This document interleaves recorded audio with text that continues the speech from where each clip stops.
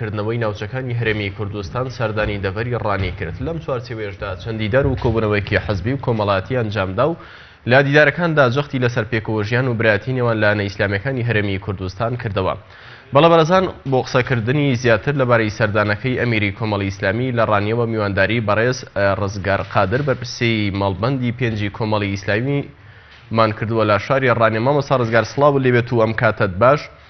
ئەم سەردانەی ئەمیری کۆمەڵی ئیسلامی لە ئێستادا بۆ دەڤەری بیتوێن و ڕاپەڕین چۆن دەبینن؟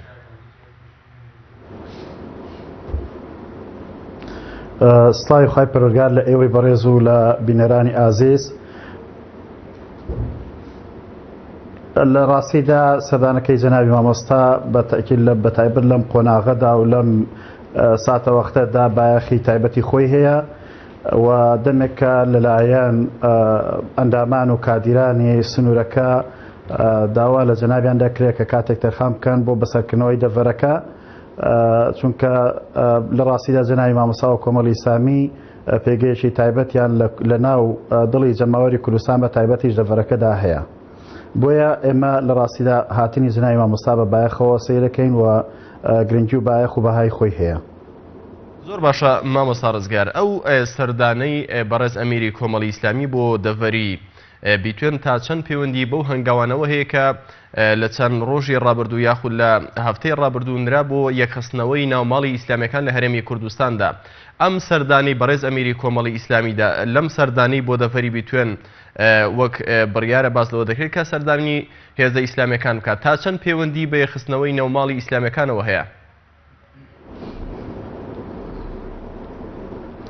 بێگومان سەردانی جەنابی مامۆستا بۆ دەڤەرەکە و بەسەرکردنەوەی دەڤەی ڕاپەڕین لە کۆی ئەندامان و کادیران و بنەماڵەی شەهیدان و پێشمەرگە دێرینەکانی کۆمەڵی ئیسلامی و سەرجەم ئەو ئیسلامپەروەرانە خەڵکانی ئیسلامدۆست ئیسلامپەروەری سنوورەکە، ئەمە لەلایەک و لەلایەک تریشەوە پەیوەستە لە ڕاستیدا بە کۆی پرۆژەی کاری ئیسلامی کە ئەمڕۆ لە هەرێمی کوردستاندا هاتۆتە ئاراوە، بە تایبەتیش ئەمڕۆ کە قسە لە یەخستنی هێز و توانە ئیسلامیەکان دەکرێت لە چارچێوەی پرۆژەیەکدا.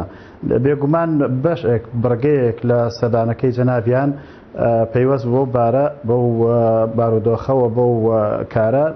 بۆیە ئێمە لە ڕاستیدا لە دەستپێکی کار و چالاکیەکانی بەسەرکردنەوەی جەنابی مامۆستادا بەنامەمان دانا کە سەردانی لایەنە ئیسلامیەکان بکرێت لە دەڤەرەکە و لە دواتریشدا کۆبوونەوەیەکی فراوانی کادیرانی هەر سێ لایەنەکە بە ئامادەبوونی چەند کەسایەتیشی ئیسلامی لە دەڤەرەکە ئەنجام دەدەین.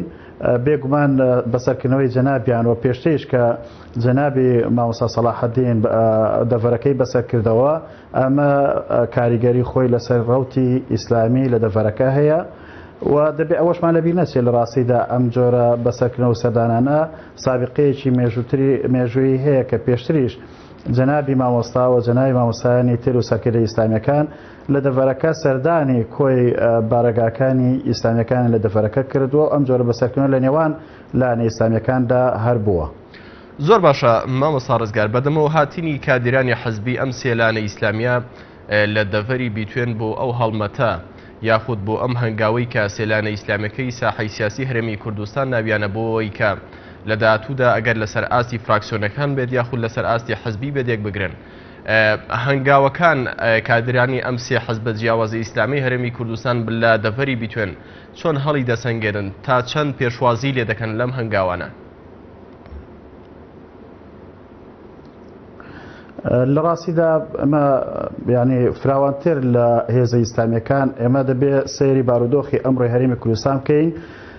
کادیرانی لایەنە سیاسیەکان پێویستە بە فراوانتر بیر لە کاری سیاسی بکەنەوە، بە تایبەتش لەم قۆناغی ئێستادا کە میلەتی کورد بە قۆناغێکی سیاسی هەستیادا گوزەر دەکات. بۆیە یەخستنەوەی نێوماڵی کوردی بەرتێکڕای لایەنە سیاسیەکان بە ئەوە یەکێک دەبێت پێویستە یەکێک بێت لە ئەولویاتی بیرکردنەوەی کۆی کادیرە سیاسیەکانی لایەنە سیاسیەکان.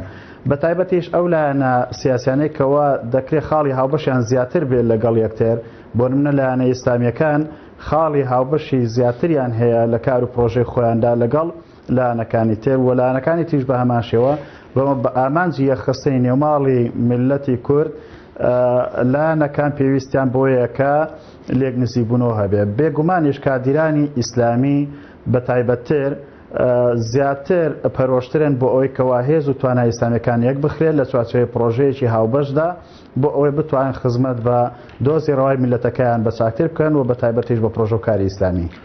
بەڵێ زۆر سپاس بۆ بەڕێز مامۆستا ڕزگار خادر بەرپرسی مەڵبەندی پێنجی ڕانی کۆمەڵی ئیسلامی کە ڕاستەوخۆ لە شاری ڕانیوە لەگەڵ مابوون. سپاس بۆ ئامادەبوونی بەڕێستان.